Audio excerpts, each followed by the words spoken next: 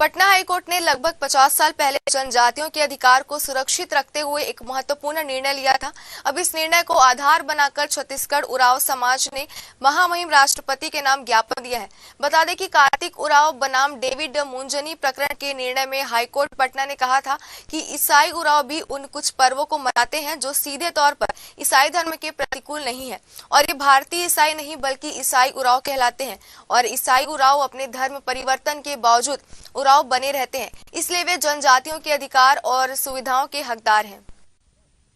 उरांव जनजाति के जितने भी पदाधिकारी हैं छत्तीसगढ़ कार्तिक उरांव समाज के,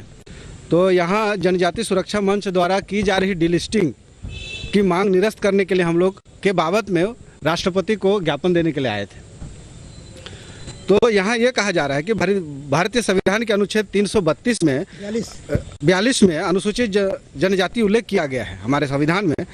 और अनुच्छेद 342(1) के प्रावधानों के तहत जारी संविधान अनुसूचित जनजाति आदेश 1950 में अनुसूचित जनजातियों की जो राज्यवार सूचियाँ निर्धारित की गई है वे सन 1931 में तैयार गई थी और आदिम जनजातियों तथा भारत सरकार अधिनियम 1935 के तहत तैयार की गई पिछड़ी जनजातियों की सूची पर आधारित है। तो उन जनजातियों और जनजाति समुदाय अथवा जनजातियों व जनजाति समुदाय के भागों या उनके यूथों को उन राज्यों के संबंध में अनुसूचित जनजाति निर्दिष्ट किया गया है। तो इस तरह से हम लोग को सीधी सी बात है कि 342 जो संविधान में हमारा आर्टिकल या हमको अधिकार दिया गया है उसको समाप्त करने की बात कर रहे हैं, जिसके विरोध में हमने आज हमारे माननीय राष्ट्रपति जी को हमने भारत सरकार को ये सौंपा है हमारे जिला कलेक्टर के माध्यम के द्वारा।